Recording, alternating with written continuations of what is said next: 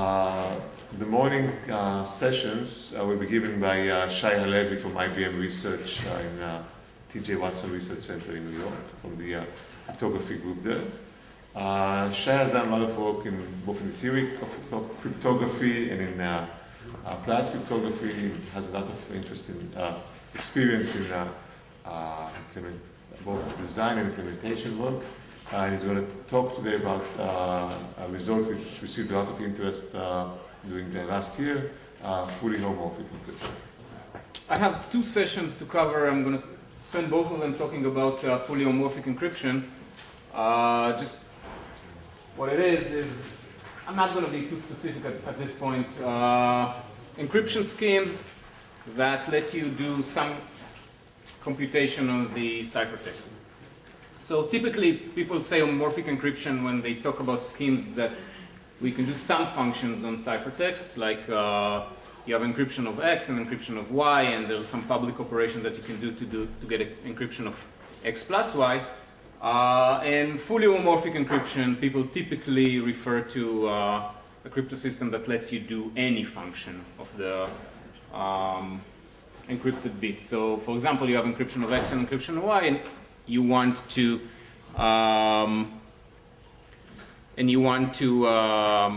compute some more complicated function like this x cubed y minus y to the 7 plus xy or something.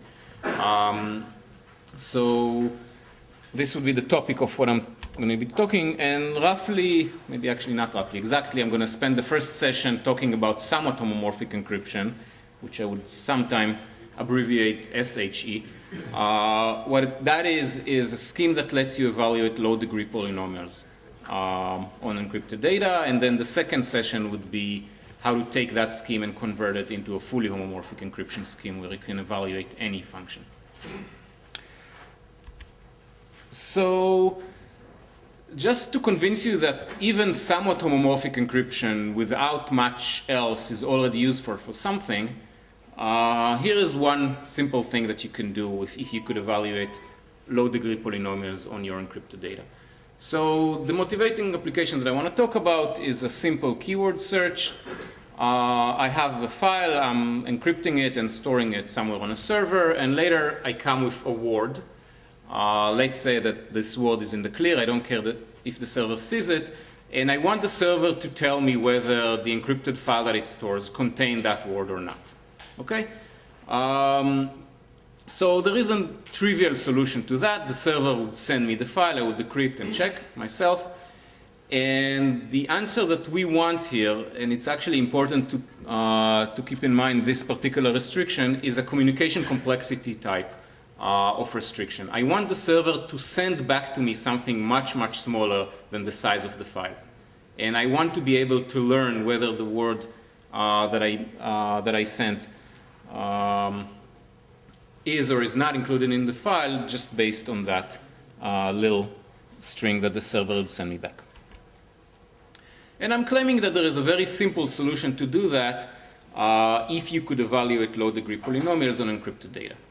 And the degree of the polynomial would be your security parameter, but given Yuda's distinction from yesterday between the statistical and the computational one, this would be the statistical security parameter, so 40 maybe. So here is the protocol. I'm going to encrypt the file bit by bit. There are T bits in the file. I'm going to encrypt them all. I'm going to send to the server in the clear this word W that has S bits in it. And for now, let's look at the following polynomials that the server can compute.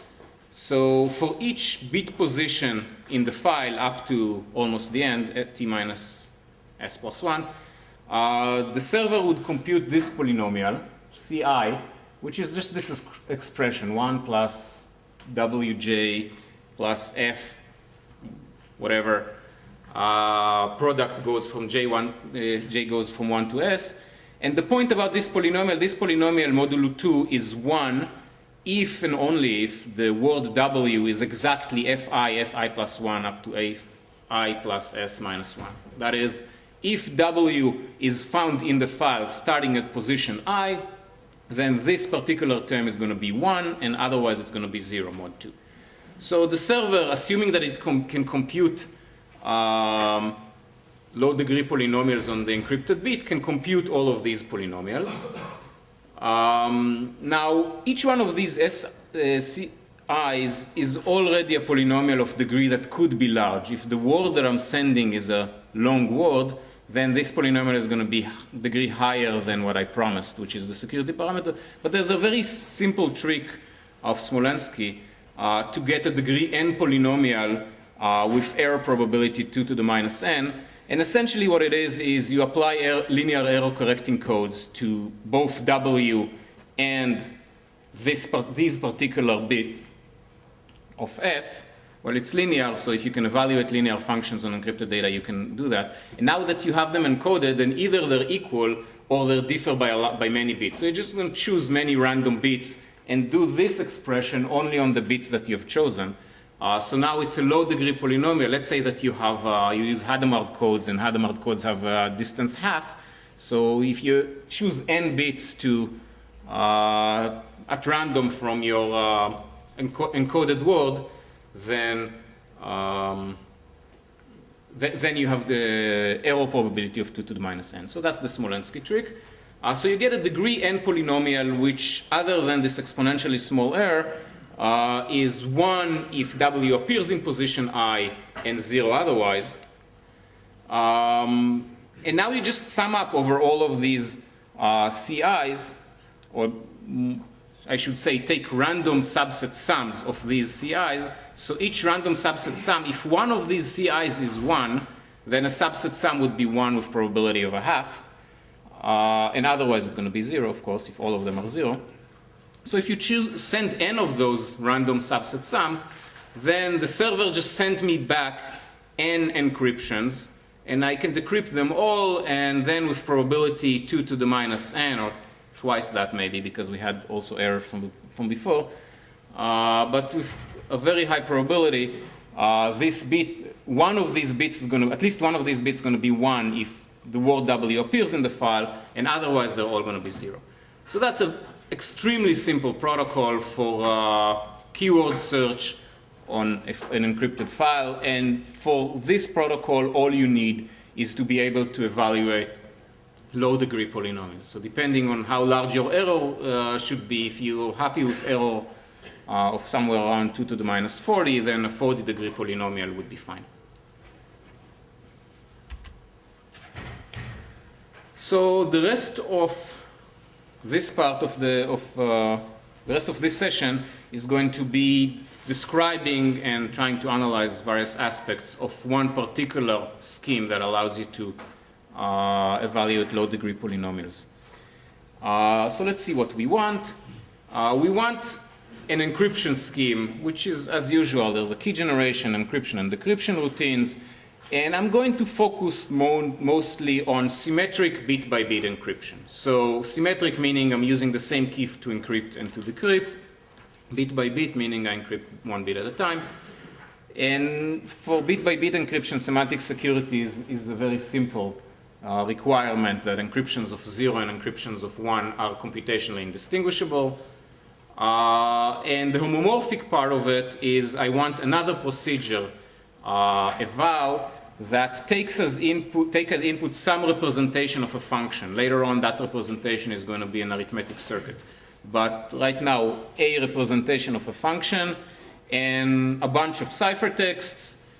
So here is f is going to be a binary polynomial, and it's going to be represented as an arithmetic circuit in t variables of degree less than or equal to n, where n is whatever my low degree. I'm going to call n my low degree.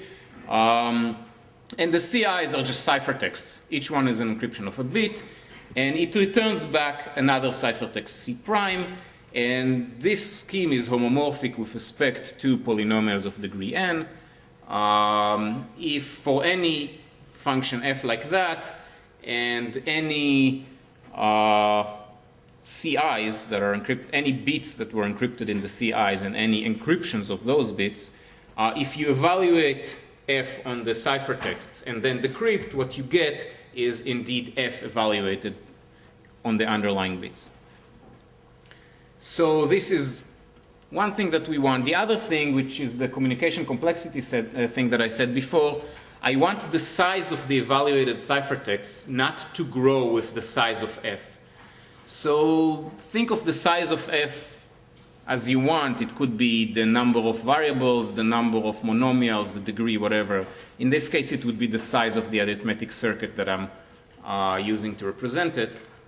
So I want the size of it not to grow with the complexity of f. And a scheme that satisfies that, I'm not defining it formally, and I'm not going to either, but the thing that, a scheme that satisfies this requirement is called a compact scheme. So on this slide, I'm going to describe the scheme, and then the rest of the session is going to be talking about it, roughly speaking. The shared secret key is just one odd number, p. To encrypt a bit m, I'm going to choose at random a small r. I'm going to call r my noise. I'm going to use it as error. I'm going to choose a large q. I'm going to call q my multiplier. I'm going to output the integer p times q plus 2r plus m. So what is it? What is this integer? It's an integer which is close to a multiple of p. So if you think of a code containing all the p products, that's my code. This is a word that's close to a code word. R is the distance to the nearest code word. And M, the thing that I'm encrypting, is actually the parity of the distance to the nearest code word. So that's the best way of thinking about this encryption scheme is I start from a linear error correcting code, I add some noise, and I encode my bit in the distance to the nearest code word. I'm going to call this one the noise. And then to decrypt, well, if I know p, I can find the nearest multiple of p that's close to c, which this is c mod p. Usually when I'm, at least in this talk, when I say mod, I mean symmetric mod. It maps an integer to x mod p maps an integer to the interval minus p over 2 to plus p over 2. So that gives me the closest integer to c, the closest multiple of p to c, and then I take that mod 2. And if you want to see what operations you need to do in order to compute that, well, the mod operation is this one, where I use that notation to represent rounding.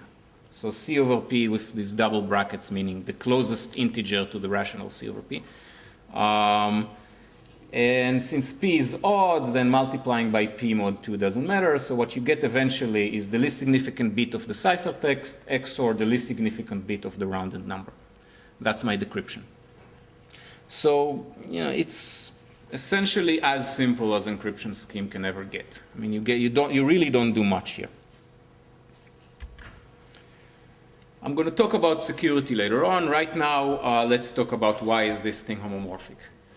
And the short answer is if you take two near multiples of p and then add or multiply them, then what you get is a near multiple of p. So, for example, if you have two ciphertexts, C1 and C2, each one is obtained as qi times p plus 2ri plus mi. And then you add them, then you have the term that depends on p, and then the other term, which you again can break into the even part that depends on the r, and the sum of the m's.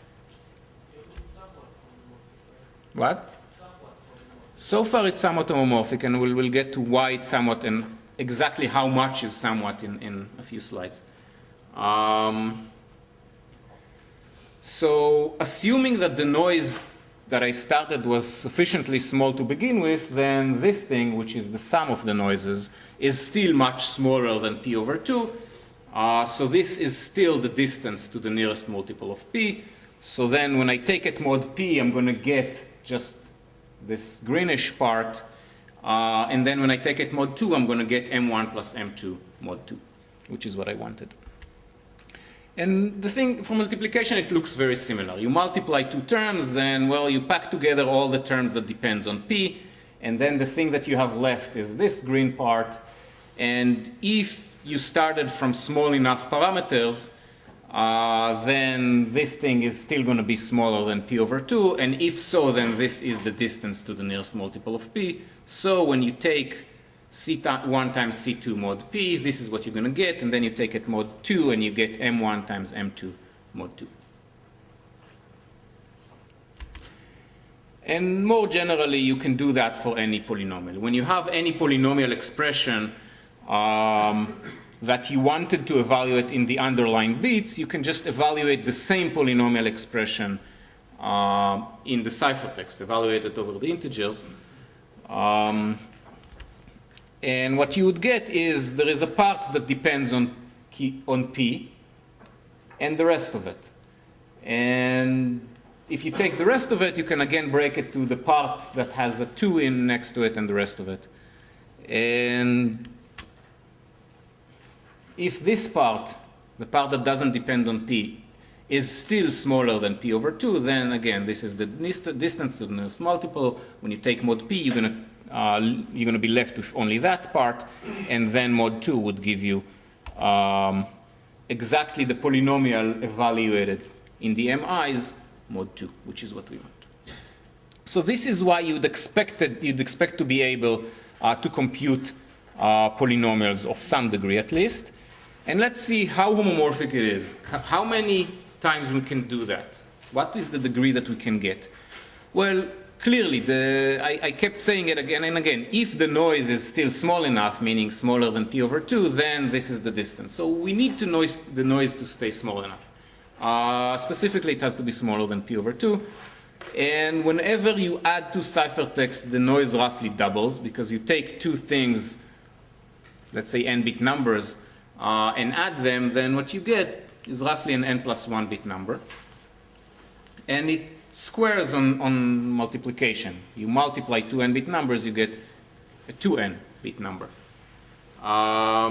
So if the initial size of the noise is roughly 2 to the n, you take your noise as an n-bit number, and you multiply d of those things, then you expect to get a noise of roughly d times n bits. So it's 2 to the power dn. So if you choose your r, your parameter, as an n-bit number, and p, your secret key, as an n² bit number, then these things can support roughly polynomials of degree n, because you need to multiply n of these 2 to the n bit noises in order to get an n² bit noises. As long as you didn't get to that level, then the noise is still going to be small. Now this is just one term, and if you have a polynomial, you need also to count the number of terms.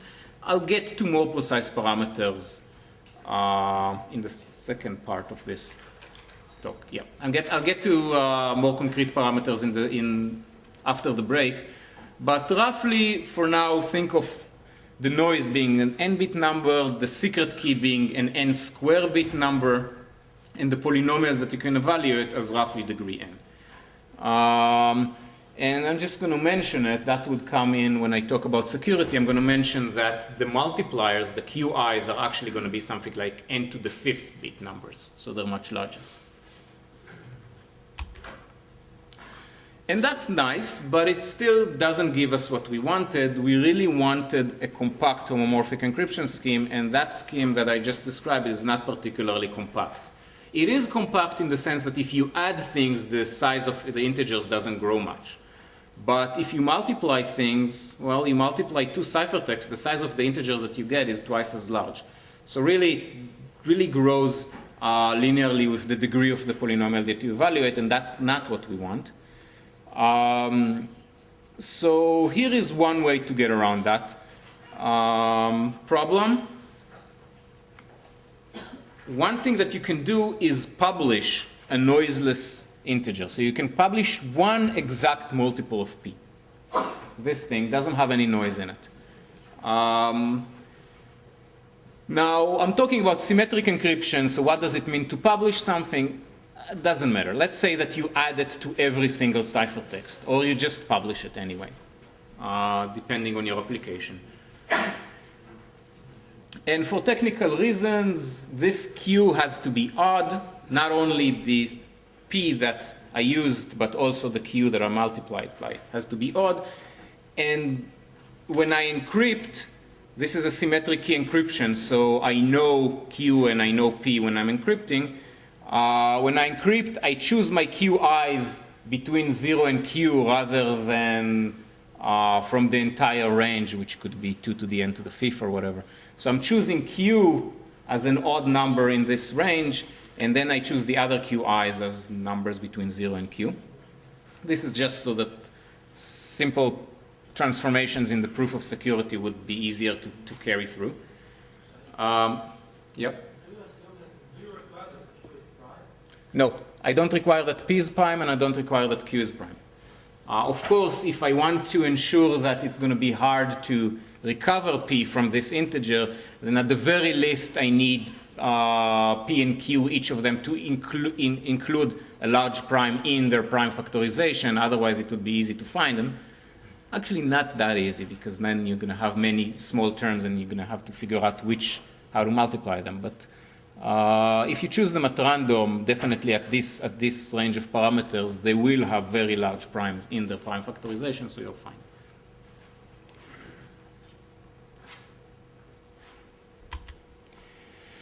So I said that I'm going to talk about secret key encryption, and really the entire presentation, at least in this part, will only talk about secret key encryption. I'm not going to be mentioning public key except in this slide. And the reason is that it actually doesn't matter. For homomorphic encryption, public key and secret key encryptions are roughly the same, and there's actually a nice paper of Ron Rothblum in TCC this coming year that showing that every homomorphic and compact symmetric encryption, which is homomorphic with respect to some class that includes linear functions, can be turned easily into a public key encryption scheme that's also homomorphic with respect to essentially the same class. And this is the construction.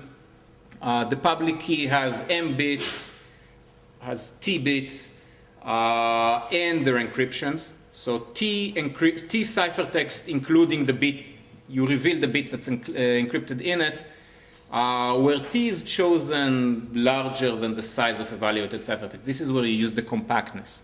Since you evaluate ciphertext, they remain small, you have some bound on the size of these evaluated ciphertext, and you choose T larger than that bound. And then the new encryption, when you want to encrypt a bit, you just choose at random a vector, a bit vector, S, such that the inner product between S and these bits is the bit that you want to encrypt.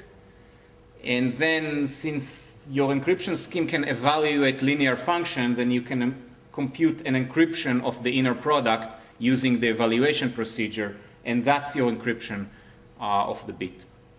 So when you decrypt, clearly you get the bit that you wanted. And security, it's not hard, but I'm not going to do it, relies on the fact that this mapping from S to C star is a shrinking mapping. You chose T larger than the size of evaluated ciphertext, so S is a T-bit string, and C is something shorter than T bits.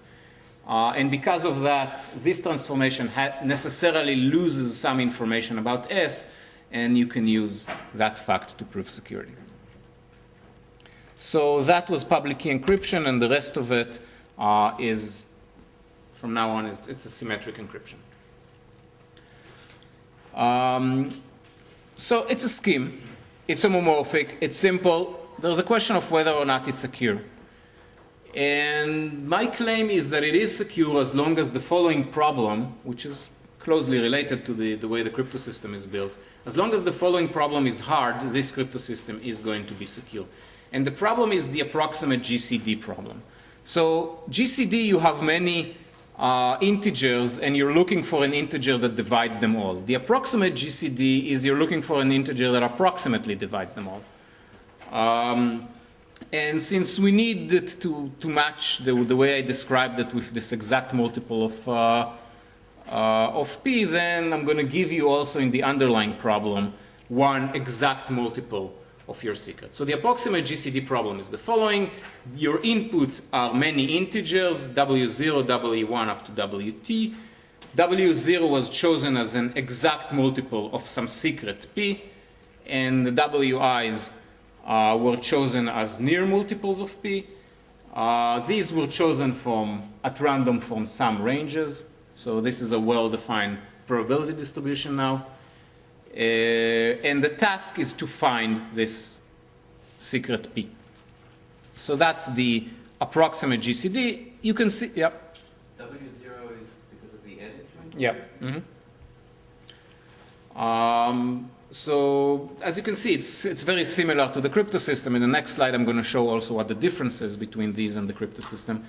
And the theorem says that if you can distinguish encryptions of 0 from encryptions of 1 for some particular P, then you can transform an algorithm that does that into an algorithm that actually outputs P. This is roughly a random self-reduction type of statement. Choose P if for that P you have an algorithm that for that P succeeds with probability that is non-negligible. I'm going to keep this P fixed and use that algorithm in a black box as to output P. If you want to put it in the probabilistic setting, then if you have an algorithm that with noticeable probabilities over the choice of P has noticeable advantage, then you have an algorithm that output P with noticeable advantage, with noticeable probability. The implication in any case is that if the problem, as I described it here, is hard, and this is, I mean, the only thing that I didn't say is exactly what does that mean. But think about it as the way it is in the scheme. R, the bound on the noise, is n bits. R, P, the bound on P, the secret is n square bits, and Q is n to the 5th bits. So if the approximate GCD is hard, then the scheme is secure. And I'm going to spend... Why does Q have to be so much larger? This is going to be in that part. Everything we said about decryption and all Yeah, functionality works very nicely with small Qs. It's just security that has a problem.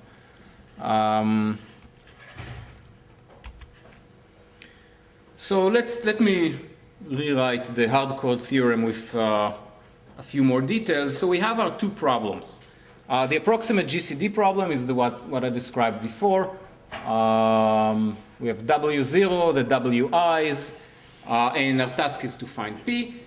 The crypto system, now I'm talking about security of a symmetric encryption scheme. So a security of a symmetric bit-by-bit encryption scheme, one way to define it is you're given many labeled ciphertexts. So here I'm going to give you n separately, but you can think of n as being part of all the ciphertext if you want. It doesn't matter. It's the same n all the time. So you're given n, and you're given many labeled examples. Cj equals qj times p plus 2 rho j plus mj, and you are actually given the label. You're given the least significant bit. This is a chosen plaintext attack. The attacker asks you to encrypt mj, and you give it back this. But since it's only zeros and ones, then I might as well choose them at random and choose enough of them so that if the attacker wants more ones than 0, it can just use the ones there. So it doesn't matter. It's just easier to write this way. So you're given many labeled examples, and then one example that's not labeled. This is your challenge ciphertext from the chosen plaintext attack game. And your goal is to figure out whether this is a 0 example or a 1 example. So it's in this case, it's just a simple learning problem. And the theorem that I'm going to prove next is that if you can solve this problem B, if you can learn that, if you have a good learning algorithm for this, then you also have a good algorithm for actually finding the hidden P. Essentially, the least significant bit here is a hardcore bit. Oh, and there is a caveat here. I'm not using the same noise. Here, I'm using some noise, and in the crypto system, I'm using slightly larger noise.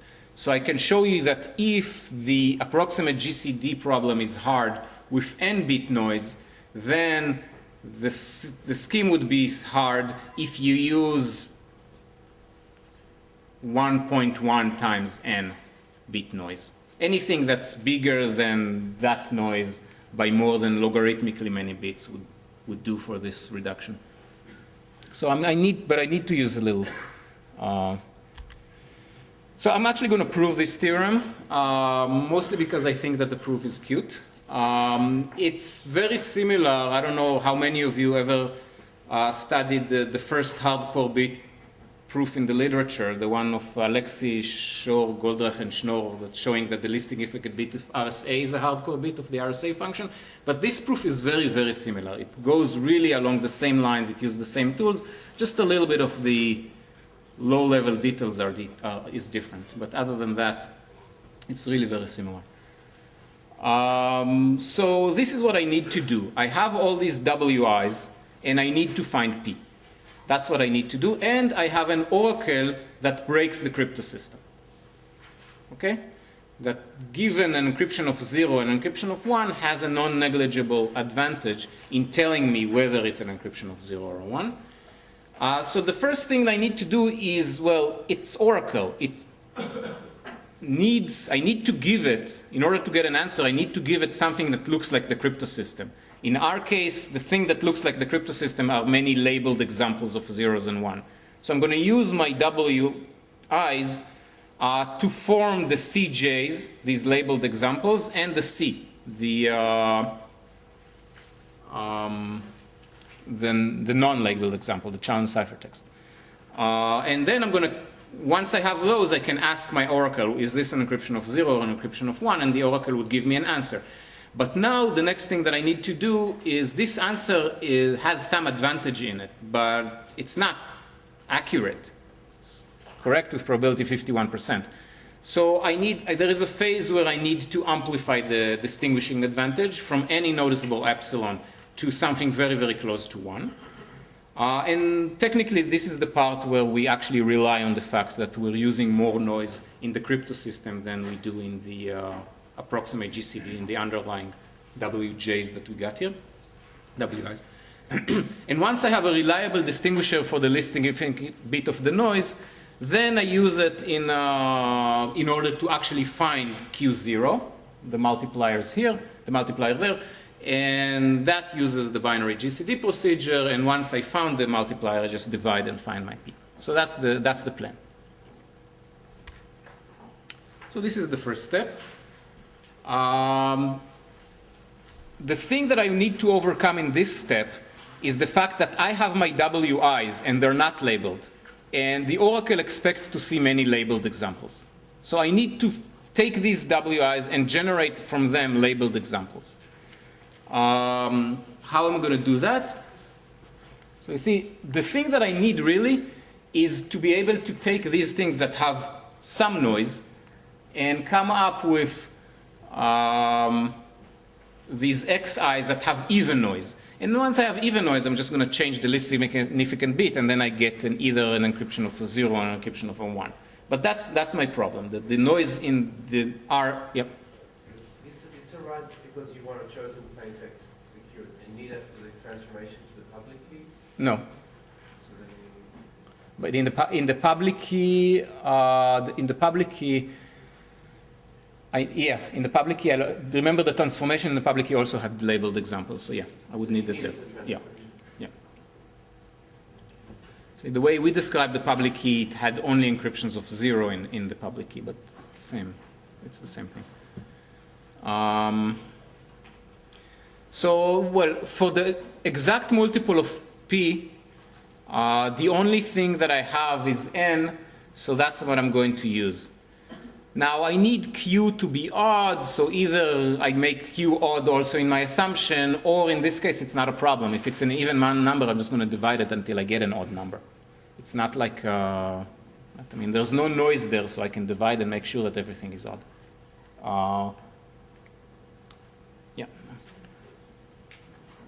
So I don't have a choice here. For these guys, well, making the noise even, in this case, is very simple. I'm just multiplying by 2. Well, multiplying by 2 doesn't really work because it's going to make the QIs even also. But now if I take it mod n, what happens is the noise is not affected because n doesn't have any noise. So I'm just subtract some multiples of n. The noise doesn't change. It still remain even. But the multiplier changed. What happens to the multiplier is I reduce the multiplier mod n now. So if the original multiply qi was even to begin with, if the original noise, if the original multiple qi was random modulo q to begin with, then once I multiply it by 2 and reduce it mod q0, which is odd, I'm going to get another thing, which is random mod q0, right? Take a random number mod 17, multiply it by 2 mod 17, you get another random number mod 17. That's the point. And the thing that's important throughout this proof is when I do operation on these wi's, which later are going to be renamed as zi's and something, but when I do operation on these numbers, I started from a number that's very close to a multiple of p. I do some operation like multiply it by 2 or whatever. The operation essentially operates separately on the multiplier and on the noise. I apply the same operation to the multiplier, the same operation to the noise, and as long as I don't have wraparounds, then the noise remains the noise part, the multiplier remains the multiplier part, and they don't mix. That makes the reduction very, that helps in the reduction in many places.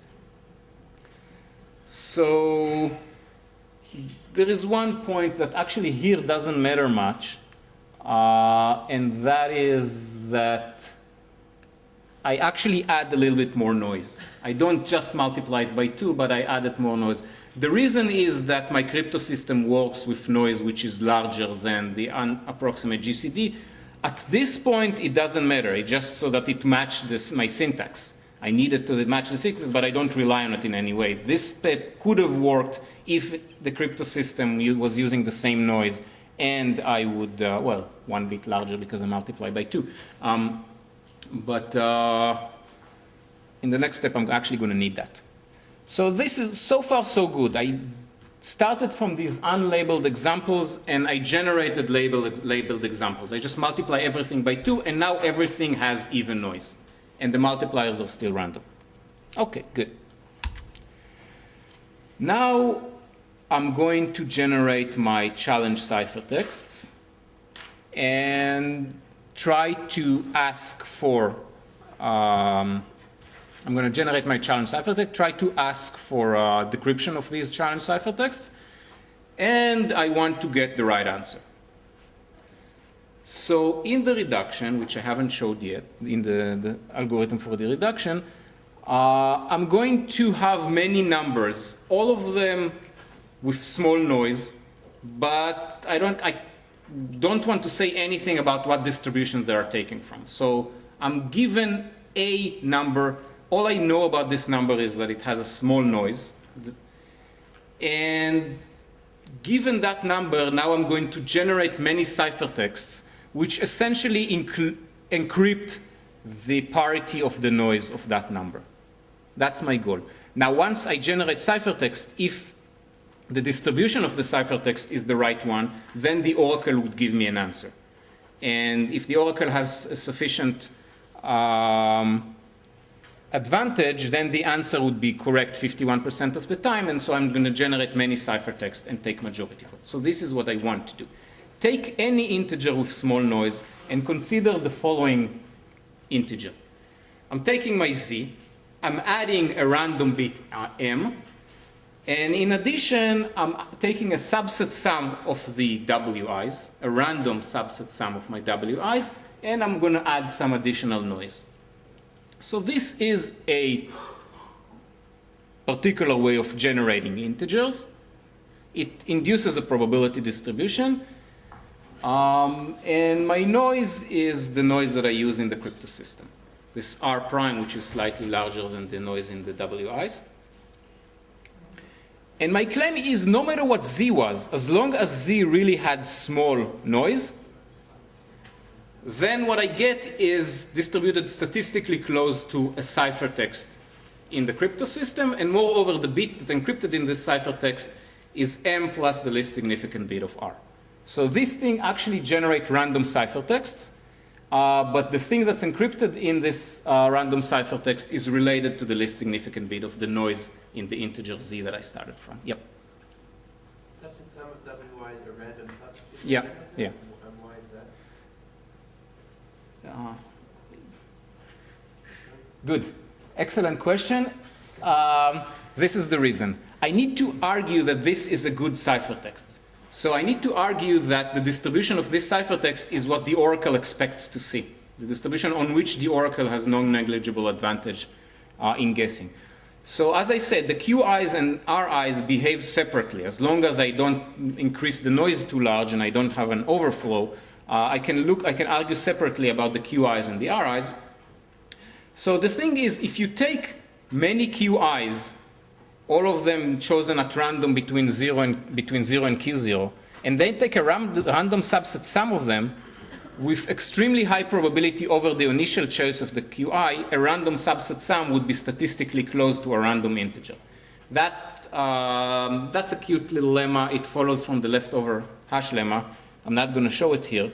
I'm just going to assert it. So the subset sum of the Qi's modulo Q0 is almost uniform in almost uniform integer modulo Q0.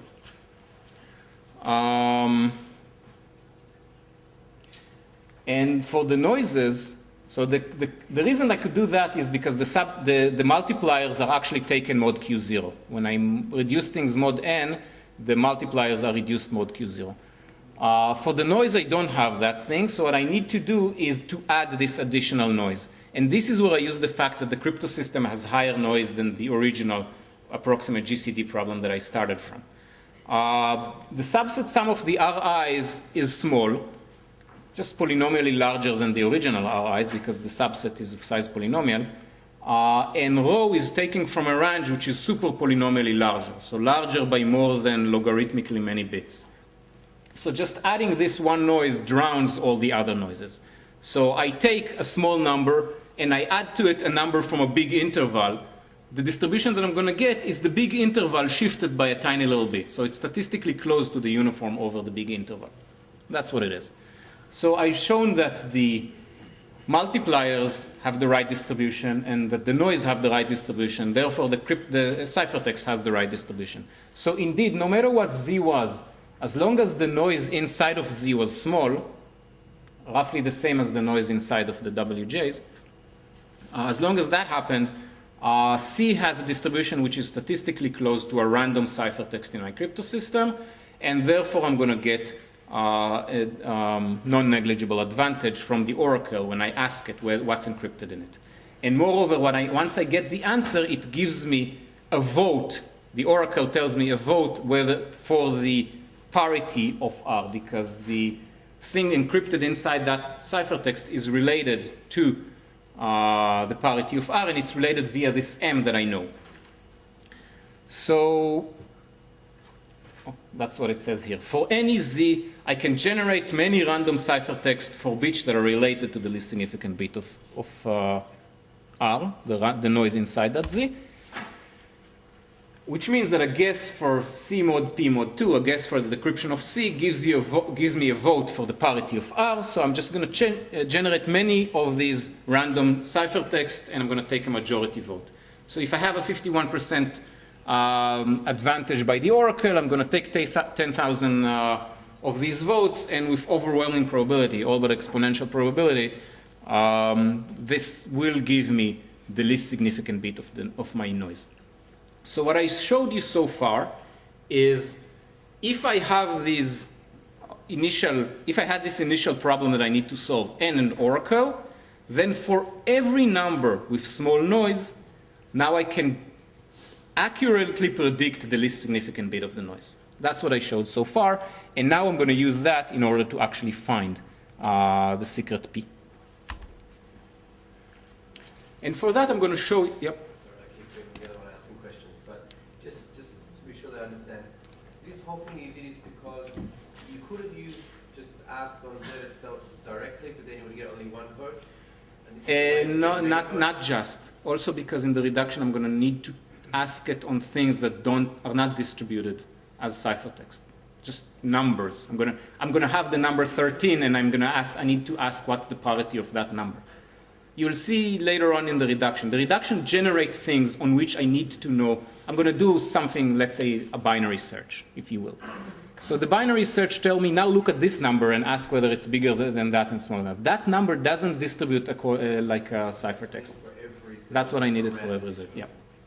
And by the way, this is the same as in the Alexei et al. Proof. The Alexei et al. Proof, it's the same thing. You generate numbers, you want to know about them, you have to randomize them so that the oracle would will give you a reliable answer on those.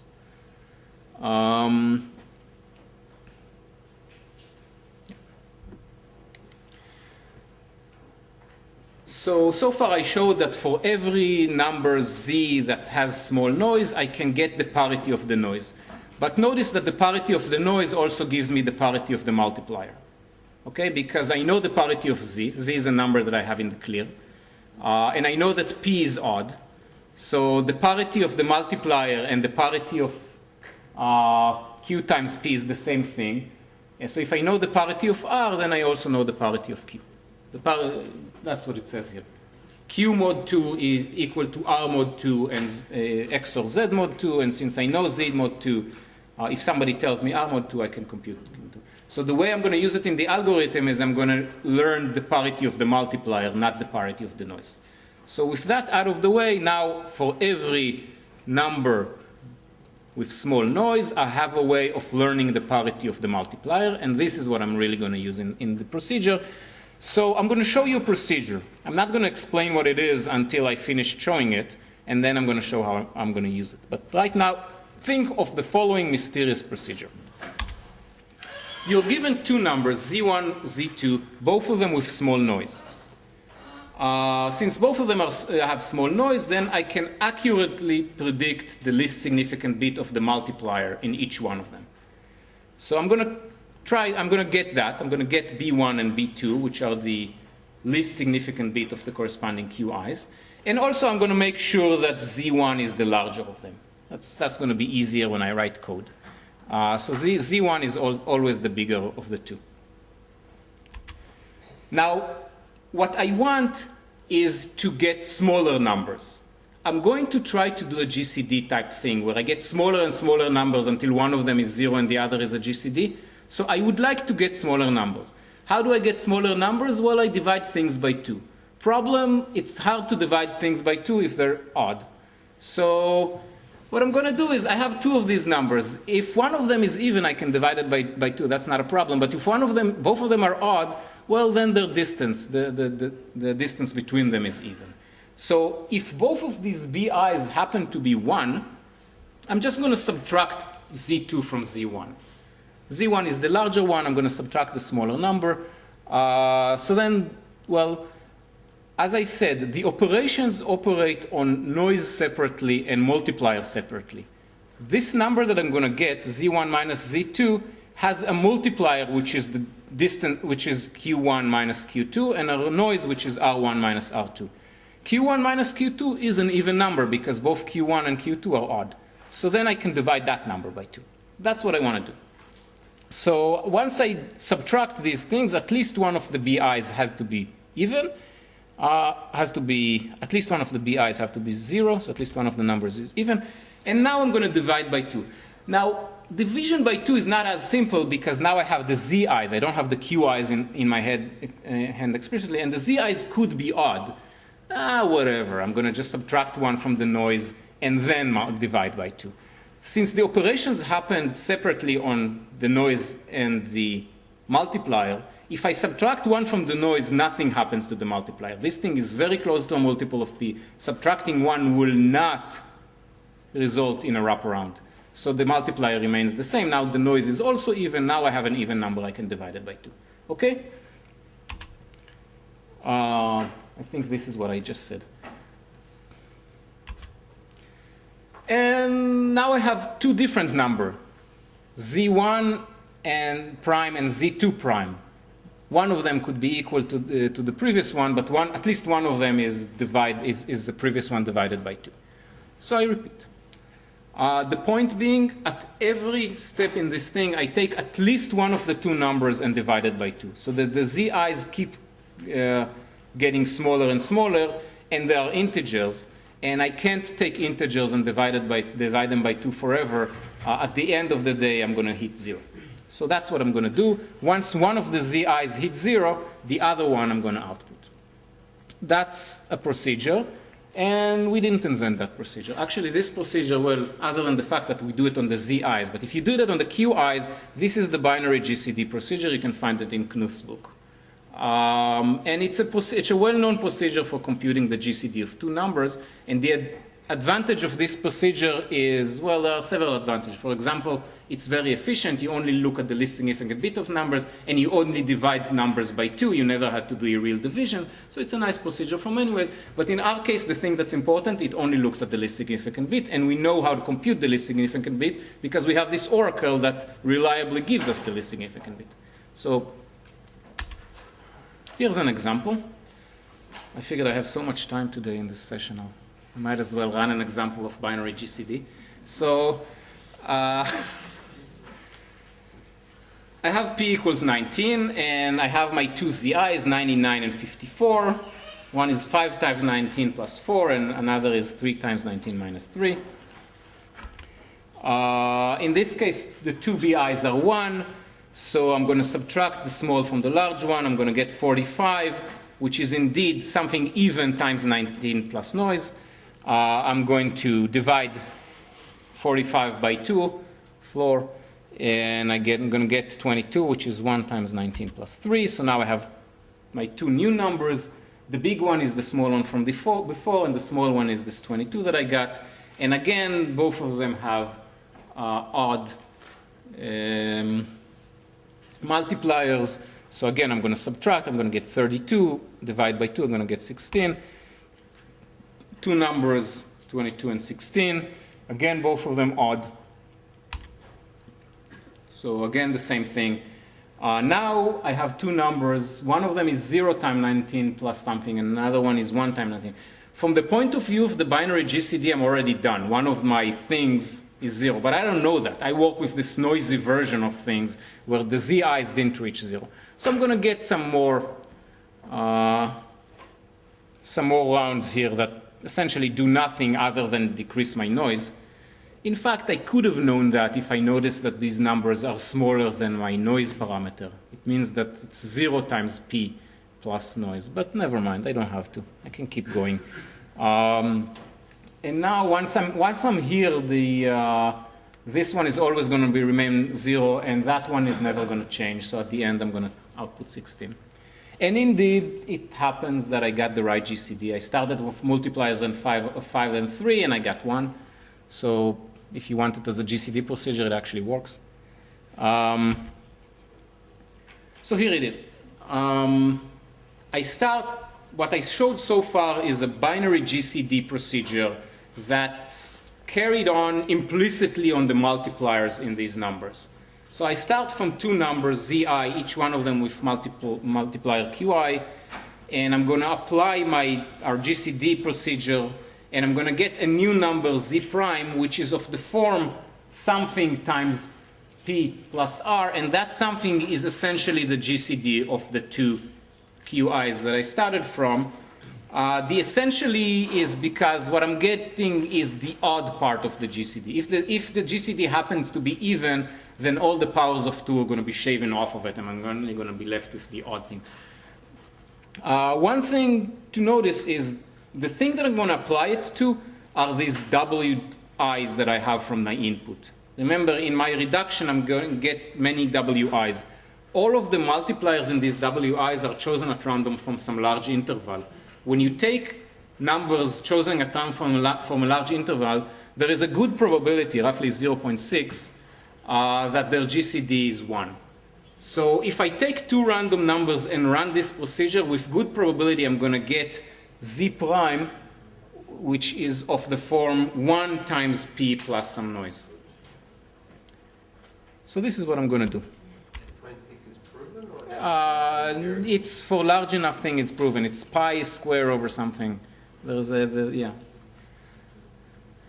Anybody can do what I did and go to Wikipedia and find that expression.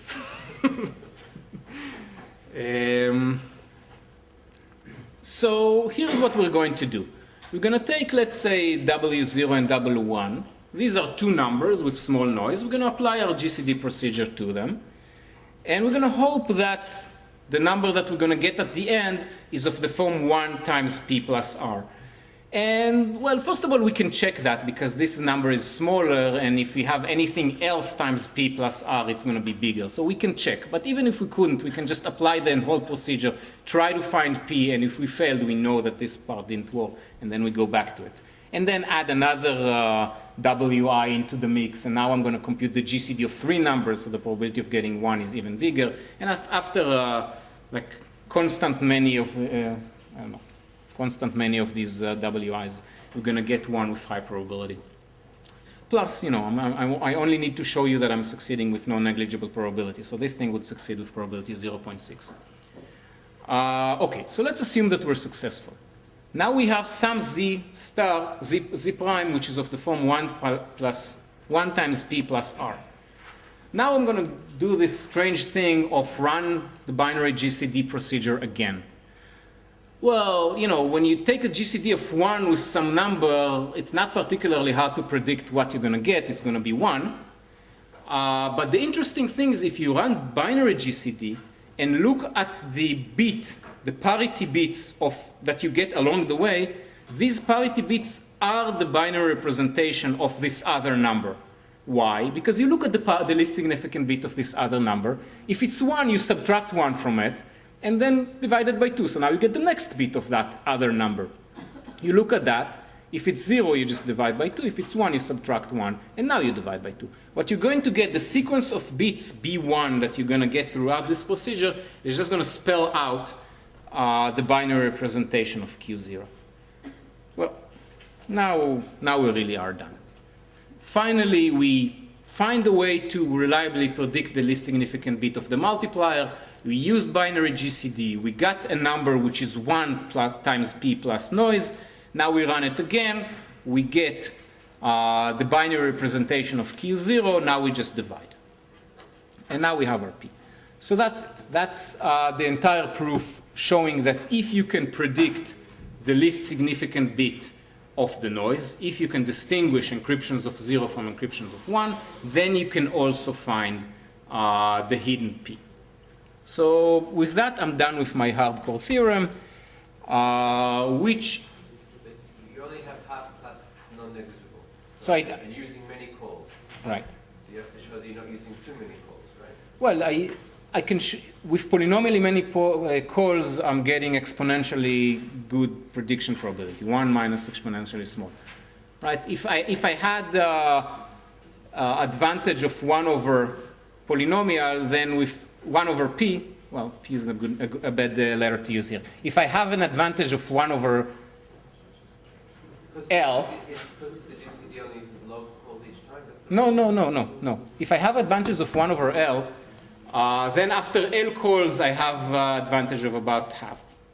So if I have L times n calls, I have an advantage. I have a prediction of 1 minus 2 to the n. The opposite. If I call twice, then the chance I have to be writing. What is the you have a coin with bias 1 over L. How many tosses of that coin you need to see until you can tell which direction the advantage goes with exponentially high probability? And the answer is polynomial in 1 over L and in whatever you want to be in the exponent there. I understand. So the binary GCD you're running on every single time you're trying to predict ZI. Yes.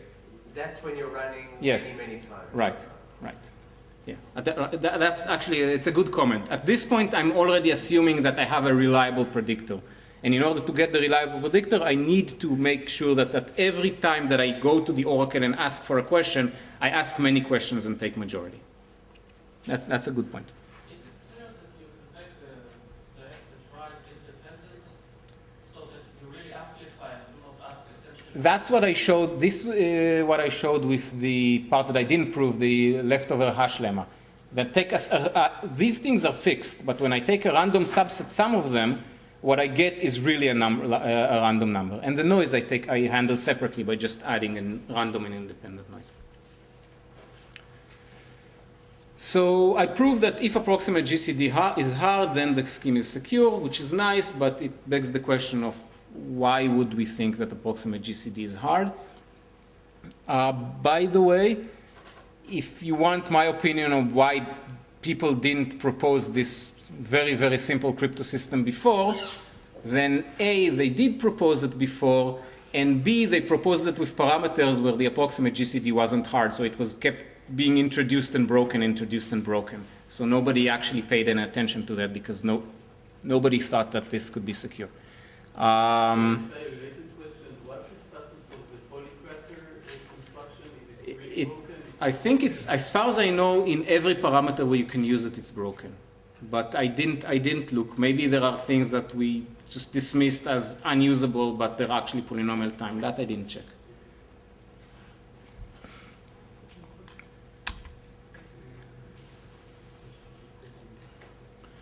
So the status of the approximate GCD problem. The approximate GCD is not a question that attracts all that much attention, but it's not new. We didn't invent that problem either. So first of all, it's very closely related to simultaneous Diophantine approximations, and you can use Lagraisse's algorithm for, by the way, the next 1, 2, 3 slides require some knowledge of lattices and things. If you don't know about lattices, you can safely ignore these things, and there is a nice graph coming in like 3 slides.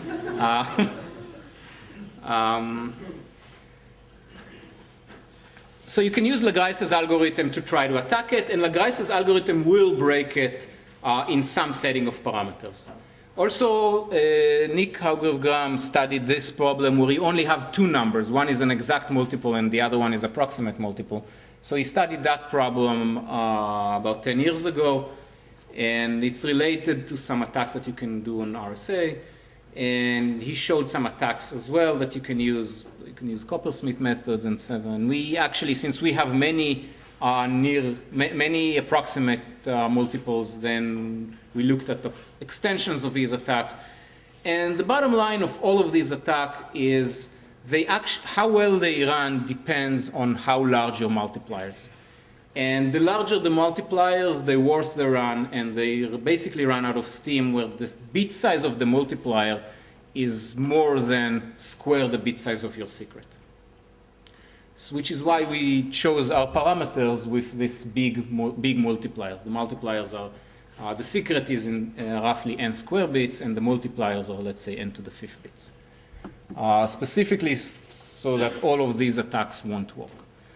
And essentially, other than lattice-based attacks and exhaustive search, we don't have any attacks that we know how to do against these kinds of problems. So if you show that exhaustive search doesn't work, and if you show that lattice reduction doesn't work, and if you show that you cannot linearize, in this case it's sort of obvious because it's just a noisy version, then basically you covered all the attacks that we have in our cryptanalytic tool bag, and you're happy. So yes, it is secure. At least we don't know how to break it.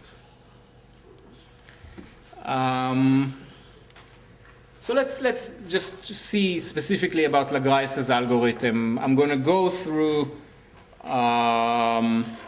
this slide and the next with some detail on parameters. So this is Lagraisse's algorithm translated to our language.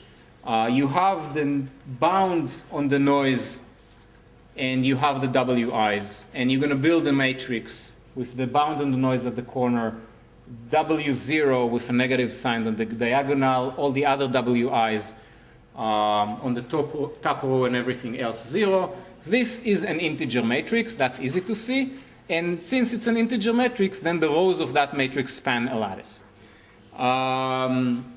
Now, the lattice has dimension t plus 1 because there are t plus 1 rows here and they're linearly independent. And now we can ask whether there are short vectors in this lattice, and if there are short vectors in this lattice, we can look for them.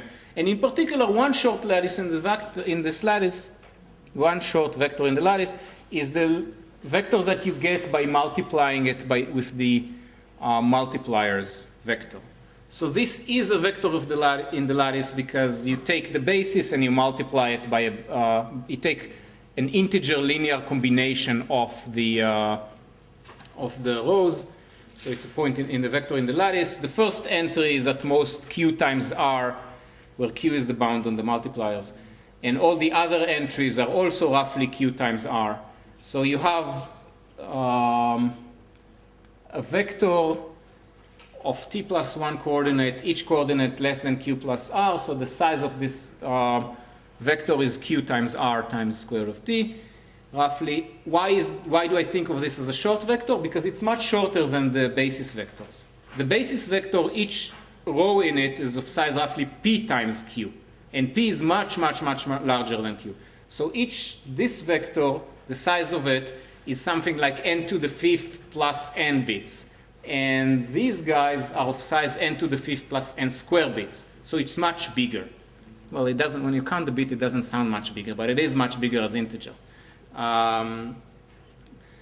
So now we have in our arsenal algorithms that, given a basis for a lattice, find short vectors in that lattice. So you can just run this algorithm and hope that they will find this particular vector. And if we find this particular vector, then now we multiply by B inverse, we get the vector of multipliers, and we're done. And we found P. So will it work? So one thing is that every lattice has short vector, relatively short vectors. There is a bound by Minkowski saying that a lattice of particular determinant will have a lattice of dimension t plus 1 with determinant b, with determinant d, would have vectors as short as square root of t times determinant to the power of 1 over t. So the question is, so there are many short vectors in a lattice. Is our short vector, the one that we actually have some information about our crypto system, shorter than any of them? If it's the shortest vector in the lattice, then our lattice reduction algorithms are more likely to find it than the other vectors. But if there are many of them, then no. So it turns out that you need t to be large in order for this vector to be the shortest in the lattice.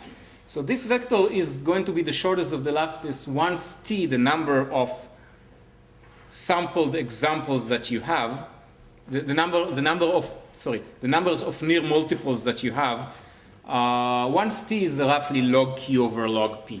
So if you choose q much larger than log p, that means that this lattice would start giving you information in an information theoretic sense about the short vectors in this lattice would be related to the thing you're looking for once t is big. In particular, in this case, it's going to be. And that's okay because t we just fixed for the public key. Think of t as being controlled by the adversary. Think of the adversary being able to get as many samples as they want. Then the woodwork, the attack Yeah. woodwork. Wait. There is another slide coming. Okay. So far, I'm going to say you need a high dimension lattice before the lattice that gives you any information about the vector that you're looking for. If you're working with lattices of small dimension, you're not going to get the short lattices in the vector will not have any information about the problem that you're trying to solve. So you need high degree. Yeah, the adversary can work with high degree lattices. That's not a problem. The problem is that lattice reduction algorithm stops working for high dimensions. They give you an approximate, but not really the shortest vector. They give you some approximation. So here is the picture that's supposed to convince you that this algorithm is safe, this problem is safe from lattice reduction algorithm. So this is the size of the vector that we're looking for. This has nothing to do with how large t is. The size of that vector is essentially independent of t. Well, it grows with square root of t, but it's a log factor. We don't see that here. It's a log scale. We don't see that here. Or the orange thing is the size of the auxiliary solutions that we have. T is how many near multiples you have. So the adversary can ask for as many near multiples as it wants, and then it needs to find P. That's the way to think about those attacks. In the crypto system, T would be the number of chosen plaintext that the adversary sees. So the purple thing is the size of the auxiliary solutions, the size of the small vectors that are there just because it's a lattice, and Minkowski tells us that every lattice has short vectors. So you can see that this size actually does grow with t. So at some point, the vector that we're looking for is the shortest vector in the lattice. Now the blue line is the approximation that LLL can get us. So LLL can get us really good approximation in low dimension, except the small vectors that it's going to find are going to be the noisy one, the ones that are really smaller. Once you get to the point where R vector is the smallest one, these lines were supposed to intersect here. Once you get to the point where R vector, the vector that we're looking for, is the smallest one in the lattice, now LLL cannot give us the smallest vector anymore. It can give us a not so big vector, but it's not going to be ours. And moreover, heuristically, there are exponentially many vectors of this size. So at this point, the lattice reduction algorithm needs to give us one short vector, and it gives us one vector whose size is somewhere in here, but there are exponentially many of them, and only one of them is the one we're looking for. So it's not going to give us, heuristically, it's not going to give us the vector we're looking for. Why can't you say something simpler? You're looking at the specific application of this crypto system from private key to a public key. Then in the public key setting, there's a specific T, which is the number ciphertext in the public key. That's all the addresser is getting. And all you need to say Yeah, but you need it. Can't be too big. No, but actually, it's a good idea. I didn't think about it, and it doesn't work. The reason is that you need this the number of integers in the number of ciphertext in the public key to be bigger than the size of your ciphertext. That's so that the security reduction work. And the size of your ciphertext is already Q plus P or whatever, something like that. But yeah, it's a nice try. Okay, so am I late? No, I have 20 more minutes. Excellent. I have 20 more minutes and 2 slides to go. Let's conclude this part. I've shown an extremely simple scheme that supports computing low-degree polynomials on encrypted data. And actually, if you know what degree you want, if you know that your application needs a degree 87 polynomials, you can build the scheme, you can set up the parameters so as it would support polynomials of degree 87. Essentially, to get a degree D polynomial, the size of the ciphertext would have to be strictly more than your security parameters times D squared. So 87 squared times 80, which is your security parameter, this is the bit size of the ciphertext that you're going to get in order to support, well, and then some. You need to have a little bit more than that. The size of the ciphertext that you need to get in order to support degree D polynomials. It already can be used as is in applications, and I've shown the application to keyword search. There's not a whole lot of application where it would make sense to use it, I would say that, especially that it's not particularly efficient. I mean, the size of these ciphertext is kind of big. So, but it is useful, and you know, I'm sure there are other applications other than this one that I showed. But the really reason people are interested in it, I think, is that you can turn it to fully homomorphic, which I'm going to do after the break. So that's it for now.